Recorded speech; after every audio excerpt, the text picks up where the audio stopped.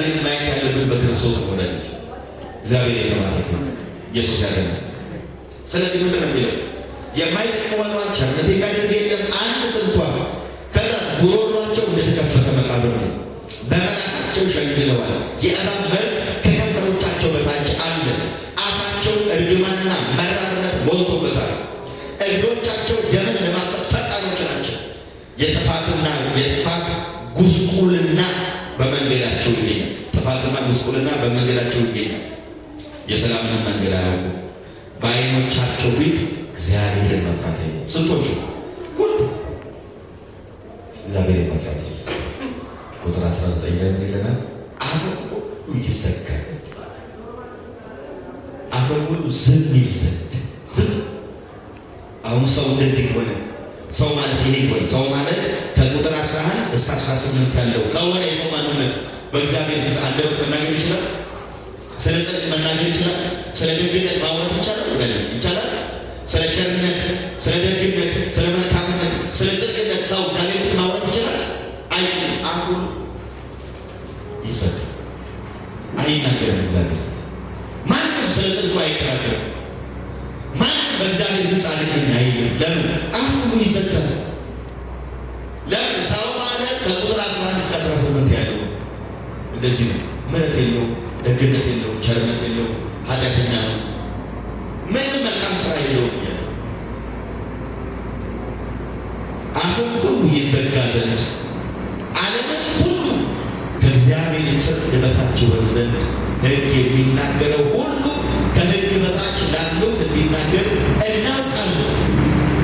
አሁን ሕግ ይናገራል በእነዚህ ሰዎች ላይ ምን ብሎ? ጻድቅ አይደሉም ብሎ ሲናገር አፉ እኔ ጻድቅ ነኝ፣ እጾም የለ እጸልይ የለ ሌላ ይችላል ሰው። ለምን? አፉን ይዘጋል እግዚአብሔር። ለምን? ሰው ሁሉ ኃጢአተኛ። እግዚአብሔር ከሰው ፈልጎ ምንም ቸርነት፣ ደግነት አላገኘም፣ መልካምነት ከሰው አላገኘም። ስለዚህ ሕግም የሚናገረው ከእግዚአብሔር ፍርድ በታች ላሉት ሕጉ ይናገራል። ምን ማለት ነው? ሕጉ ይውላችሁ ዘጸአት 19 ላይ ለመጀመሪያ ጊዜ ሕጉ ሲሰጥ ሕጉ ያሳየው ወደፊት እንዴት እንደሚኖሩ ብቻ ሳይሆን እስከዛሬ እንዴት እንደመጡ ጭምር። ለምሳሌ አትስረቅ፣ አትግደል፣ አታመንዝር፣ እናትና አባትን አክብር የሚሉት 10 ሕጎች ሲጻፉ እስከዛሬ ሲገድል የኖረ ሰው፣ እስከዛሬ ሲያመነዝር የኖረ ሰው እስከዛሬ እንዲህ ነበርኩ እንዴ እስካሁን እንዴት እንደመጣም ጭምር ነው የሚናገር። ለዛ አንድም ሰው ተራራውን እንዳይጠግ ለምን? ሁሉ ኃጢአተኛ ነው። ሕጉ ኃጢአተኛ ናችሁ፣ ተራራው እንዳትነኩ ተቀደሱ አለ። የመጀመሪያ ሰው ተቀደሱ አይደል? ስለዚህ ሕጉ ኃጢአተኞች ላይ ይናገራል፣ ጻድቃን ላይ ይናገራል። ኃጢአተኞች ላይ ሕጉ ይናገራል። ምን ብለው? ኃጢአተኛ ናቸው ነው። ለምሳሌ ምን ማለት ነው? ይናገራል ማለት አሁን እኛ ለምሳሌ እኔ እስካሁን ድረስ ተከስሼ ፍርድ ቤት ሄጄ ምናምን ማለት እስካሁን ድረስ ሕግ በእኔ ላይ ተናግሮ አያውቅም። ለምን? ወንጀል ስላልተገኘብኝ አይደለም። ወንጀል ሲገኝብኝ ግን ሕግ መናገር ይጀምራል። እንደዚህ አይነት ጥፋት አጥፍታል ብሎ ሕግ ይናገርብኛል፣ እኔ ላይ ይናገርብኛል። አጥፍታል፣ ወንጀለኛ ነው የሚናገርብኝ ማለት የኢትዮጵያ ሕግ እኔ ላይ ይናገራል። ሁሉ ሰው ከሕግ በታች ነው ነው። ከሕግ በታች ላሉ ሕጉ ይናገራል። ለምሳሌ ሁላችንም ከሀገራችን ሕግ በታች ነው አይደል? ስለዚህ ማንም ሰው ከኢትዮጵያ ሕገ መንግስት በላይ አይደለም ማለት በእያንዳንዱ ጉዳይ ሲያጠፋ ይጠይቃል። ሕግ አይጠይቀኝም የሚል ሰው ይኖራል? ከሕግ በታች ስላለ ሕግ ይጠይቃል እያለ ክብር ለኢየሱስ። ስለዚህ ሕጉ የሚናገረው ከሕግ በታች ላሉት ሕጉ ይናገራል። ዛሬ ምን ብሎ? ኃጢአተኛ ናቸው፣ በስራቸው መጽደቅ አልቻሉም፣ በስራቸው መዳን አልቻሉም፣ ምንም ደግነት የለባቸው፣ በጎነት የለባቸው፣ ሃይማኖታዊ ስርዓቶች ይፈጽማሉ እንጂ ማንነታቸው ግን ተበላሸ። ራሱ ወይ በከረባት ወይ በነጠላ ሸፍኖ ሊሄድ ይችላል፣ ግን ሰማይ ሲመለከተው ሰው ኃጢአተኛ። ሃይማኖታዊ ስርዓቶችን በመስራት ሸፍኖትን ሊሄድ ይችላል ሰውየው፣ ግን ሕጉ ምን ይላል? ይሄ ሰው ኃጢአተኛ ነው እያለ ይናገርበታል። ስለዚህ ሁሉ ከእግዚአብሔር ፍርድ በታች በዓለም ላይ ያለ ሰው ሁሉ ከእግዚአብሔር ፍርድ በታች የሚናገረው ከነሱ ወጣች። ቁጥር 20 ይህ የሕግን ሥራ በመስራት ሥጋ የለበሰ ሁሉ በእግዚአብሔር ፊት ስለማይጸድቅ ነው። ኃጢአት በሕግ ይታወቃል። ይሄ ሁሉ የሆነው ለምንድን ነው? የሕግን ሥራ በመስራት መጽደቅ ስለማይቻል። አብርሃም ስላልሰራ ነው? የቀደሙት መልካም አባቶች ስላልሰሩ ነው? አይደለም። ስራን በመስራት ስለማይጸደቅ ነው እንጂ ስላልሰሩ አይደለም። ልጁ ከመስጠት በላይ አብርሃም ምን ያደርጋል? ምን ያደርጋል? እንደ ሙሴ ያለ ቀን ሰው የለም በምድረ ተብሏል። ከዚህ ውጭ ምን ያደርጋል? ስላልሰሩ ሳይሆን በመስራት ስለማይጸደቅ ነው። ኃጢአተኛውን እያለ ስላልሰሩ አይደለም። መልካምነት ስላልተገኘባቸው አይደለም። ጥሩ ጥሩ ነገር ተገኝቶባቸው አይደለም እንዴ? አይደለም። በ75 ዓመቱ ሽማግሌ የመቃብር ስፍራውን በሚፈልግበት ሰዓት ላይ እድሉ በሚጠባበቀው ዕድሜ አብርሃም ነው ከሀገሩ ተሰዶ ወጥቷል። ማን ያደርጋል ይሄንን? ያማሞቴን አሳምርልኝ እኔ አሁን ከሰርጅና ከዘመድ ያልወጣም በሚልበት ዕድሜ ነው አብርሃም የተሰደደው። ማን ያደርጋል ይሄንን? ማንም አያደርግም። ግን ችግሩ ምንድን ነው? እነዚህም ስራዎች በመስራት መጽደቅ ስለማይቻሉ እያለ ሰዎቹ ስላልሰሩ አይደለም፣ ግን በመስራት ስለማይጸደቅ ኢየሱስ ያድናል። ለምን? ኃጢአት በሕግ ይታወቃል ያለ ምን ማለት ነው? እሱ እዚህ ሮሜ ምዕራፍ 3 ምዕራፍ 5 ቁጥር 12 ላይ ነገር ነው። ሕግ እስከመጣበት ጊዜ ድረስ ኃጢአት በዓለም ነበር። ኃጢአት አለ። ሕጉ የመጣው በሙሴ ዘመን ነው። ኃጢአት የጀመረው በአዳም ነው። ከአዳም አንስቶ እስከ ሙሴ ባሉ ዘመኖች ኃጢአት ነበር። ግን ኃጢአት መቁጠር የጀመረው መቼ ነው? ሕጉ ሲሰጥ። አትስረቅ የሚል ሕግ ባልወጣበት መስረቅ ወንጀል አይሆንም።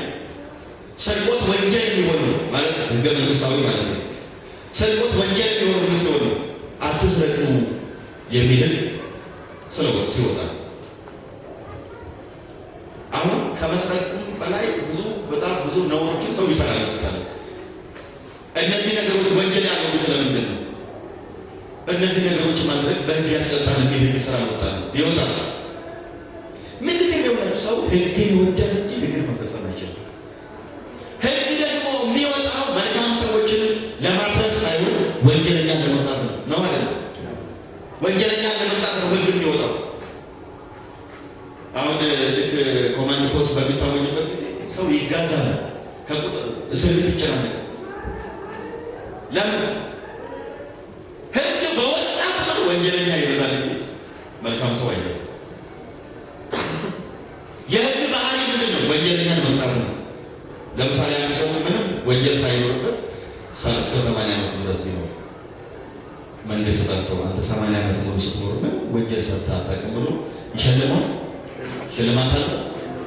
ግን ይሄ ሰው የድንገት እንደው ሊሞት እንኳን ዋዜማ ሲቀረው የሆነ ጎረቤት መጥቶ ጋሽ ገሌ እንዲህ ብለውኛል ቢል እስከ ዛሬ ድረስ ወንጀል ስላልሰራ በሰላም ይለዋል አይለው። ለምን? የሕግ ስራ መቅጣት ነው። የሕግ ስራ መቅጣት ነው። ተመልከቱ፣ ሕጉ ከተሰጠበት ጊዜ ጀምሮ እስከ ኢየሱስ ሞት ድረስ ሕጉ አላዳንም እንጂ ገሏል። ሕጉ ገሏል። ሙሴ የቀረው የት ነው? አሸዋ ውስጥ። ሕጉ ሙሴን እንኳን ከአሸዋ ማዳን አልቻለም። ለምን? ሕጉ ምንጊዜም ከሰዎች ላይ እንከን ድካም ነው የሚፈልገው። ስለዚህ ኃጢአት በሕግ ይታወቃል እያለ ማመንዘር ኃጢአት ነው የሚል ኃጢአት እንደሆነ ያወቁት ሰዎች መቼ ነው? አታመንዝር የሚል ሕግ ይወጣል አይደለም? እስከዛ ድረስ ግን ሰዎች ያመነዝራሉ። ማመንዘር ግን ከሕሊና ሕግ በሕሊናቸው ሕግ ካላወቁ በስተቀር የተጻፈ ሕግ ስለሌለ እግዚአብሔር እንትኑ የኃጢአት ቆጣሪ አላስቀመጠም። አሁን የኃጢአት ቆጣሪ ሕጉ ሲመጣ ሰዎች ሁሉ እስከ ዛሬ ኃጢአተኛ መሆናቸውን አስቡ። ሕግ ኃጢአት በሕግ ይታወቃል። ስለዚህ የሕግ ዓላማ ምንድን ነው? ሰዎች ሕግን ጠብቀው እንዲጸድቁ ሳይሆን ሕጉን መፈጸም እንደማይችሉ አውቀው ሌላ አዳኝ እንዲፈልጉ ነው። ክብር ለኢየሱስ ይሁን። ይኸው ቁጥር 21 ነገር ነው። በጣም በዚህ በሮሜ መጽሐፍ ውስጥ እጅግ ወሳኝ ክፍል፣ እጅግ መልካም ክፍል፣ እጅግ የዚህ የሮሜ መጽሐፍ ቁልፍ መልእክት የምናገኝበት ባለፈው በመግቢያችን እንዳለው ምዕራፍ 3 ቁጥር 21 እስከ ምዕራፍ 5 ቁጥር 20 ሁለተኛው ክፍል ነው። አሁን ይላል ቁጥር 20 ላይ አሁን ግን በሕግና በነቢያት የተመሰከረለት የእግዚአብሔር ጽድቅ ያለ ሕግ ተገልጧል።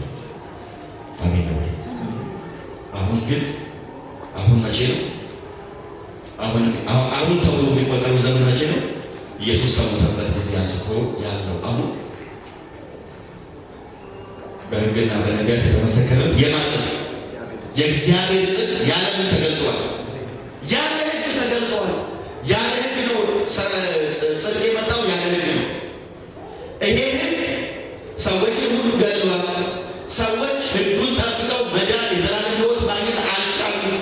አሁን ከዚህ ከሕጉ ውጪ የሆነ እግዚአብሔር ሌላ መዳኛ መንገድ አመጣ እያለ ያለ ሕግ ማለት ያለ ስራ፣ ያለ ሕግ ስራ፣ ያለ ሕግ ስራ፣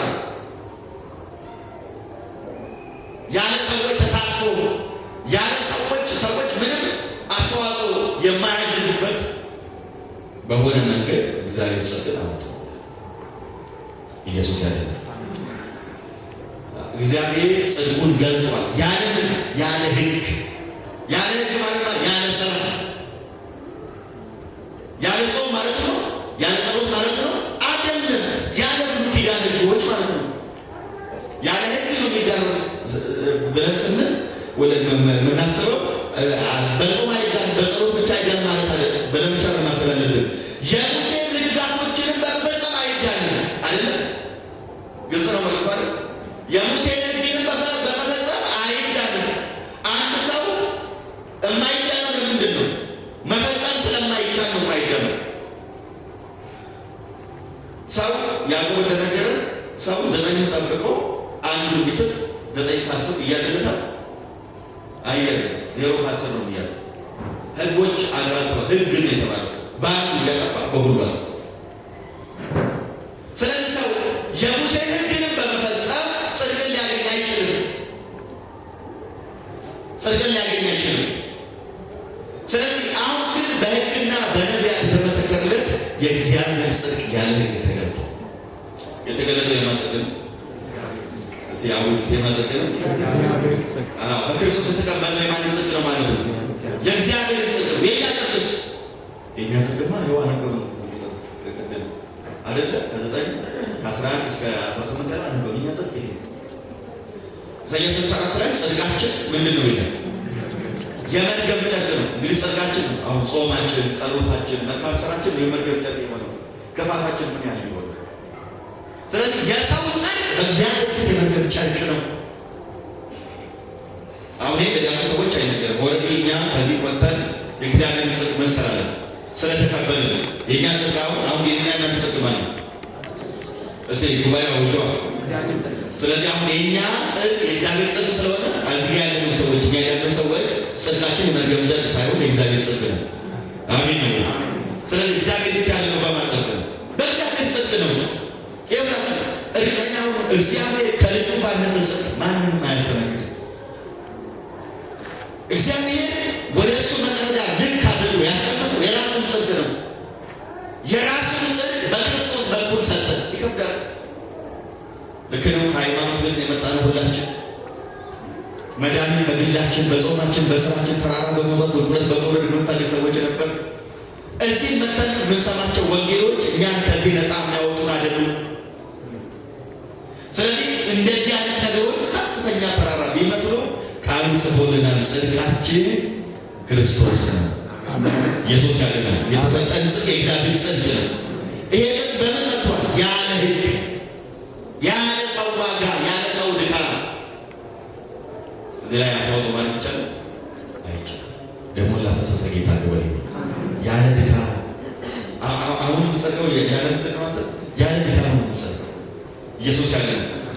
ያለ ድካም ያለ ዋጋ ነው የምጸድቀው። ያንሳል አይደል? ሊያንስብን ይችላል። ግን ምንድነው? ያለ ዋጋ፣ ያለኛ ዋጋ። ብዙ ሰው እንደ እንትና ነው የሚሆነው። ማነው እሱ ሁለተኛ ነገሥት 6 ላይ የነበረው ንዕማን ሰውነቱ ሁሉ ቆስሎ የቤት ሰራተኛዋ ነገረችው፣ አይ በእስራኤል ምድር እኮ እንዲህ አይነት ሰው አለ ፈዋሽ፣ እዛ ብትሄድ ትፈወሳለች። እዛ ሄደና ነቢዩ ምን አለው? በውሃ ውስጥ 3 ጊዜ በተጠለቀ ምን አይነት ንቀት ማለት ነው? እኔ በተከበርኩ ሰው ነኝ። እኔ እኮ የተሻለ መዳኛ መንገድ ፈልጌ ነው እንጂ ቤት ነው ቀላል ነገር ውሃ ውስጥ ገብተውታ ይቀልበታል ሰው። በቃ እግዚአብሔር መዳንን እንዲህ አድርጎ አመጥቶልናል። ክብር ለኢየሱስ ይሁን። እግዚአብሔር በዚህ መጠን መዳንን ያመጣ እና የሆነ አንድ ቆፍር እንደዚህ አድርግ በሆድተኛና ልንከማልልብ ናገር ይሻላል። ክብር ለኢየሱስ ይሁን። መዳንን ከእጅ ንክኪ ነፃ አድርጎታል እግዚአብሔር። ከሰው እጅ ነፃ ነው። ከሰው ጸሎት ነፃ ነው። ከሰው ጾም ነፃ ነው። ለመዳን የሚሰራ ለመጽደቅ የሚሰራ ስራ አንዳች ነገር የለም ምድር ላይ። እግዚአብሔር የተባረከ ይሁን። እንኳንም መዳን በስራ አልሆነ እንጂ ቢሆን ማን ይድናል? ወዳጆች ንገሩ፣ ማን ይድናል? ህግ ስራ የሚሉ ሰዎች እንኳን አይጸድቁም በእግዚአብሔር። ለምን? ሰው በስራው በእግዚአብሔር ፍጹም መሆን አይችልም። እግዚአብሔርን ማርካት የሚችል ስራ የለም። እግዚአብሔርን ማስደሰት የሚችል ስራ የለም። እግዚአብሔር የተደሰተው በክርስቶስ ብቻ ነው። አሜን። አሁን ሰውና እግዚአብሔር ተጣሉ። ኢየሱስ ክርስቶስ ሽማግሌ ሆኖ አሰራዊ ሆኖ መጣ። መለኮት ስለሆነ መለኮት ምን እንደሚፈልግ ያውቃል። ሰው ስለሆነ ሰው ለእግዚአብሔር ምን ማቅረብ እንዳቃተው ያውቃል። ስለዚህ በሰውና በእግዚአብሔር መካከለኛ ሆኖ እኛ ማቅረብ ያልቻልነው ኢየሱስ በእኛ ቦታ ሆኖ ለአባቱ አቀረበና እኛና እግዚአብሔርን አሳረቀ። ክብር ለኢየሱስ ይሁን። አሁን በሰው በኩል በሰው ጥቅም በኩል በሰው ውበት በኩል በሰው ድካም በኩል የሚመጣ ነገር የለም። ክብር ለኢየሱስ። ኢየሱስን በማመን ብቻ አሜን ነው። ክርስትና የሚለየው ይሄ ክርስትና እኛ አይደለንም እግዚአብሔር የምንፈልገው፣ እግዚአብሔር ነው እኛን ፈልጎ ይመጣል። ሰዎች አማልክቶቻቸውን ፈልገው ነው የሚያመልኩት ነው አይደለም። የቀረጹት አምላክ አላቸው፣ ፈልገው አምላካቸውን ነው የሚሄዱት። ክርስትና ግን እግዚአብሔር ወደ ሰው የመጣበት ነው እንጂ እግዚአብሔር ሰውን ፈልጎ የመጣበት ነው እንጂ ሰዎች እግዚአብሔርን ፈልገው ያገኙበት አይደለም። ለስሙ ክብር ይሁን። እሱ ነው ወደኛ የመጣው። ዘመን የሆነ እሱ የሞተልን እሱ ነው። ያለንበት አዘቅት ድረስ ወርዶ ቀና ያደረገን እሱ ነው። ኢየሱስ ያድናል።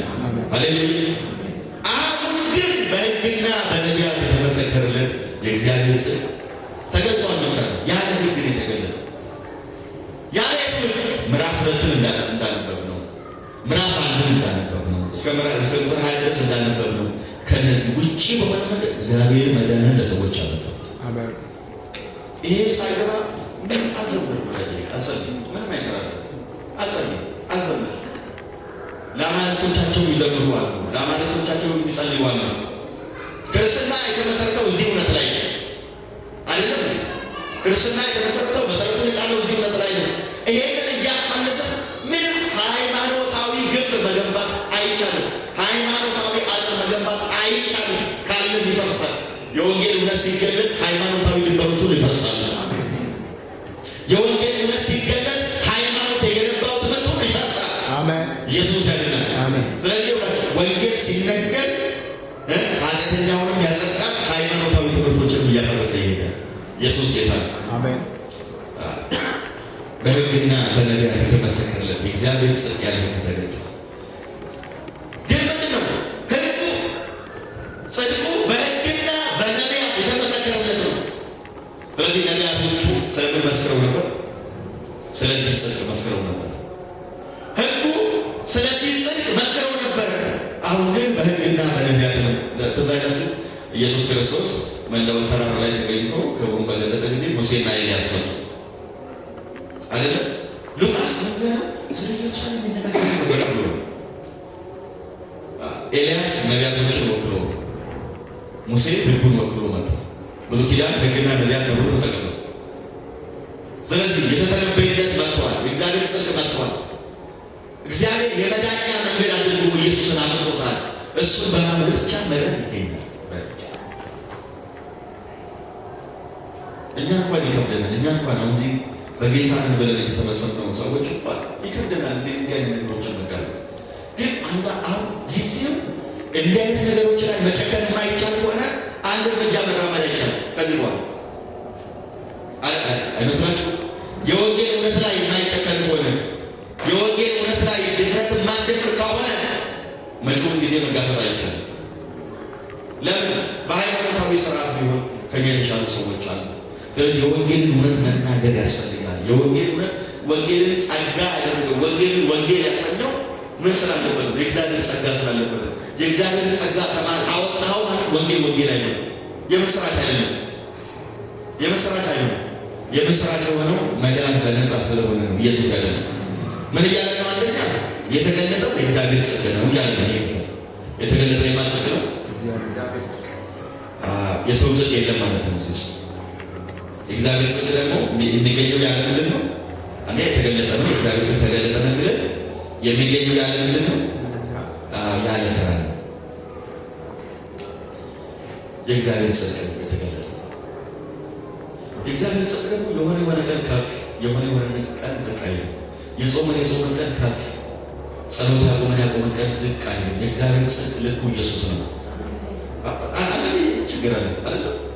እና በጣም የሆነ መንፈሳዊ መነቃቃት ውስጥ የምንገባው የሆነ ነገር ሲሰማ አዳማዊ ማንነት ስላለ ደግሞ አለው በተሳትፌበታል ነገር ስለሚሉ ጽድቃችን አንዳንድ ቀን ዝቅ ያለ ይመስል እንቸገራለን። ክብር ለኢየሱስ ነው። እዚህ የተሰጠኝ ጽድቅ በእርሱ ከፍም ዝቅም አይልም። ኢየሱስ አይደለም። ለምንድን ነው የማይለው?